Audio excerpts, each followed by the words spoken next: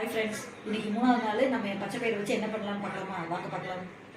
Friends, இப்போ வந்து பச்சை பயிரை கழுவி எடுத்து வச்சுருக்கேன். இப்போ அதில் வந்து தண்ணி ஊற்றி வச்சுருக்கேன். இப்போ 2 சொட்டு விளக்கெண்ணெய் ஊற்றிக்கலாம். இப்போ அதை ஒரு மூடி போட்டு வேக வச்சு எடுத்துக்கலாம். 4 விசில் விட்டு எடுத்துக்கலாம். இப்போ பருப்பை வேக வச்சு எடுத்தாச்சு. இப்போ தாளிச்சிக்கலாம். இப்போ எண்ணெய் ஊற்றிக்கலாம் வடச்சட்டியில். இப்போ கடுகு போட்டுக்கலாம். இப்போ வரமிளகா, கருவேப்பிலை, சின்ன வெங்காயம் போட்டுக்கலாம்.